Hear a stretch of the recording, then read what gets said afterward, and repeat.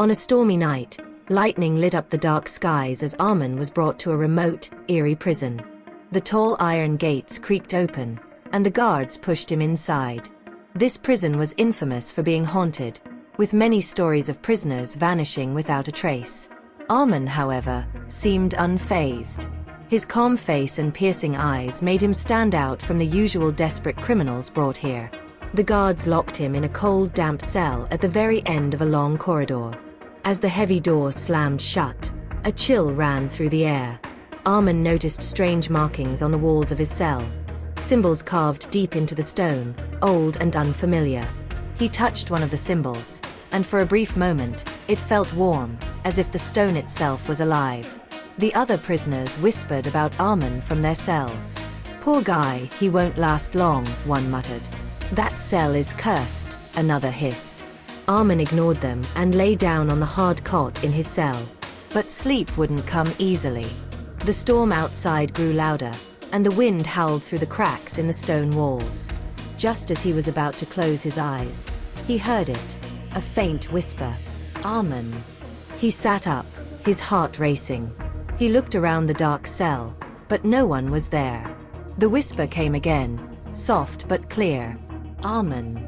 "Who's there?" he asked, his voice steady despite the fear creeping into his chest. Silence. Only the sound of the storm answered him. Armin stood and inspected the cell. Under the bed, he found something strange, a tattered old book covered in dust. The book was filled with strange symbols, similar to the ones carved on the walls. As he turned the pages, the whispers grew louder, forming words he couldn't understand. The air in the cell grew colder, and he felt a presence watching him. Suddenly, he noticed a shadow in the corner of the room. It wasn't his own. The shadow moved closer, taking shape, a faint outline of a figure.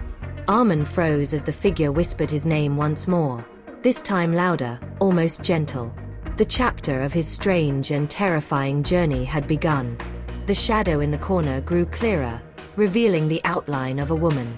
Her figure seemed ancient and frail, yet her presence was powerful and commanding. Her voice, though soft, carried an eerie echo. "Who are you?" Armin asked, his voice steady but his heart pounding. The figure stepped closer, and for the first time, Armin saw her face. She was old, her skin pale and cracked like weathered stone, with deep-set eyes that glowed faintly. Yet, there was something tragic about her, as if she carried the weight of endless sorrow. "I am Zara," she said. "This place is my prison, just as it is yours." Armin frowned. "Are you a ghost?" "A witch," she corrected, her voice laced with bitterness. "Once feared and powerful, now cursed to remain here for eternity."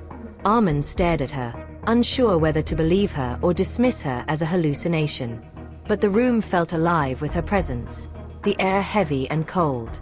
He knew this was no ordinary dream. Zara moved to the wall and ran her hand over the strange symbols. "These marks bind me here," she explained. "They were carved by those who feared me and betrayed me. What did you do to deserve this?" Armin asked cautiously. Zara laughed, a dry, bitter sound. "Love," she said. "I fell in love with someone who swore to protect me. Instead, he turned me over to those who wanted me gone. They chained my soul to this prison, ensuring I could never escape, never find peace." Her glowing eyes locked onto Armin's. "For centuries, I've watched prisoners come and go, none of them daring to face me. But you're different." Armin felt a chill run down his spine. "Why me?" Zara tilted her head, studying him. "You don't fear me. I see it in your eyes. Perhaps you've known betrayal too." Armin didn't respond. He wasn't sure if it was fearlessness or simply disbelief, but something about Zara's presence intrigued him. She wasn't just a terrifying figure. She was lonely, desperate, and human in her pain. As the night deepened, Zara told him more about her past. How her love had cursed her, how she longed for freedom. By the time dawn broke, Armin found himself not just unafraid of her, but wanting to know more. ####A forbidden bond. As the days turned into nights, Zora visited Armin's cell every evening. Her presence, once terrifying, now felt familiar, even comforting. They talked for hours about their lives, Zora's betrayal, Armin's past mistakes, and the strange twist of fate that had brought them together.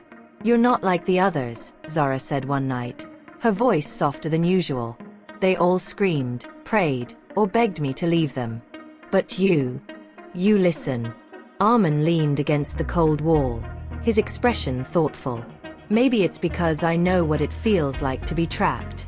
I've been imprisoned in ways that go beyond these walls." Zora nodded, understanding in her glowing eyes. She shared more of her story, revealing that her magic had once been a gift to help others. She had healed the sick, protected villages, and even saved lives. But love had blinded her, leading her to trust a man who used her powers for his own gain before betraying her. "Love is a curse," she said bitterly. "Not always," Armin replied. Zora paused, her ancient face softening. "Perhaps. But it's dangerous. For both of us." Despite her warning, their bond grew stronger. Zora began teaching Armin small spells from the ancient book he had found. "These will protect you," she explained. "This prison holds more dangers than you realize." Strange things began happening around Armin. The other prisoners avoided him, whispering that he was cursed. Guards reported flickering lights and cold drafts near his cell. One night, a prisoner who tried to attack Armin mysteriously collapsed, clutching his chest as if unseen hands were squeezing the life out of him. "You did that, didn't you?" Armin asked Zora. She didn't deny it. "No one will hurt you while I'm here." Armin's feelings for Zora grew complicated. She was dangerous, yes, but also protective.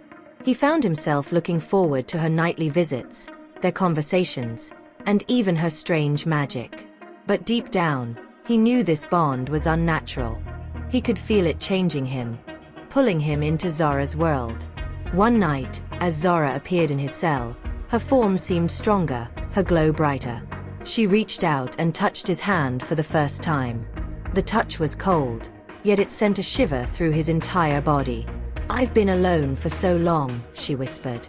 "But with you, I feel alive again." Armin didn't pull away. Instead, he whispered back, "You're not alone anymore." Neither of them noticed the faint mark beginning to form on Armin's wrist, a dark, twisted symbol identical to those carved on the walls. Hashtag, hashtag, hashtag the price of love.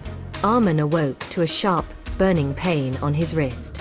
When he looked down, he saw a dark, twisted symbol etched into his skin, the same symbol carved into the walls of his cell. It seemed to pulse faintly, as if alive. "What is this?"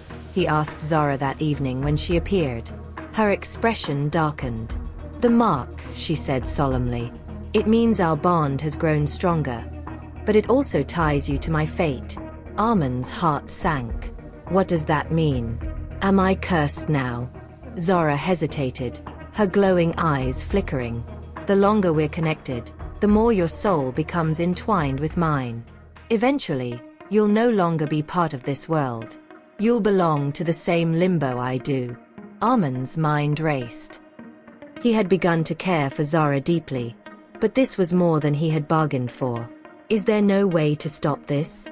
"There is one way," Zora admitted. "But it's dangerous. A ritual exists that could free me from this prison, allow me to become human again. But it requires a willing sacrifice." Armin stared at her, a knot forming in his stomach. "A sacrifice? What kind?" "You," she whispered, her voice trembling. "You would have to offer your life force to complete the ritual. It's the only way." Armin felt a wave of dread wash over him. He had spent his life fighting to survive, even in the darkest moments. Now he was being asked to give it all up. For love. For a chance to save someone who wasn't even fully alive. As the days passed, the prison became more dangerous. Guards whispered of shadows moving in the corridors, of prisoners disappearing without explanation. One night, the warden himself approached Armin's cell, his face pale. "What are you doing in here, prisoner?" the warden demanded. "There's something unnatural about you." Armin said nothing, but he noticed the warden's eyes lingering on the mark on his wrist. Later that night, Zara appeared again. Her form seemed stronger, more vivid, as if the bond between them was fueling her return to life. She reached out and touched Armin's face. "I don't want to lose you," she said, her voice filled with emotion. "And I don't want to lose myself," Armin replied, his voice heavy with conflict. The ritual loomed over them both, a choice neither wanted to make but couldn't avoid. As Zara began preparing the ancient spells, Armin realized that his feelings for her had grown into something he couldn't deny. But he also knew the cost might be more than he could bear. The final decision was approaching, and with it, the end of everything Armin had ever known. #love or freedom. The night of the ritual arrived. The prison felt more alive than ever. Shadows danced across the walls, whispers echoed through the empty halls, and an unnatural chill settled over the cells. Zara stood in the middle of Armin's cell, her form nearly solid now, her glowing eyes burning with a mix of hope and fear. "This is our chance," she said, spreading out the ancient book and marking the floor with symbols drawn in ash. "If we complete this ritual, I can be free. We can be together, in the real world." Armin hesitated, his gaze falling on the mark on his wrist. It had grown darker, its edges spreading like roots into his skin. "And what happens to me?" he asked, his voice low. Zara looked away. "You'll become a part of me. Your soul will bind with mine. It's the only way to break the curse." The words hung heavy in the air. Armin's heart raced as he considered the choice before him. He had spent his life fighting to survive, but now he was being asked to give it up. For love, for Zara. Before he could decide, the cell door burst open. The warden and 2 guards stormed in, their faces pale with terror but determined. "Step away from him, witch!" the warden shouted, holding up a crude cross as if it would protect him. Zara turned, her expression twisting into one of rage. "You dare interrupt this," she hissed, her voice echoing unnaturally. The guards lunged at her, but she raised her hands, and a burst of dark energy threw them against the walls. The warden stumbled back, but before he could escape, Zara's shadowy form surged toward him. "Stop!" Armin shouted, stepping between them. Zara froze, her eyes locking onto his. For a moment, the anger melted away, replaced by sorrow. "They'll never let us be together," she said, her voice trembling. Armin placed a hand on her cold, shadowy face. "Then let me make the choice. Don't take it from me." Zara's form flickered, her strength wavering. "Are you sure?" "Yes," he said. "But not like this. You deserve freedom, not more blood." With trembling hands, Zara altered the ritual. Instead of binding Armin's soul to hers, she poured her energy into the symbols on the walls, breaking the curse that had trapped her for centuries. Her body began to fade, her form dissolving into light. "No!" Armin cried, reaching for her, but she smiled, a smile filled with gratitude and love. "You gave me freedom," she whispered as she disappeared completely. The cell fell silent. The guards, dazed but alive, stared at Armin in confusion. The mark on his wrist was gone, and the prison felt lighter, as though a great weight had been lifted. In the corner of the cell, where Zara had stood, lay a single white flower. Armin picked it up, clutching it tightly as tears rolled down his face. When Armin was finally released from prison months later, he left with nothing but the flower. As he walked through the gates, he thought he heard a faint whisper in the wind, a voice he would never forget. "You're not alone anymore."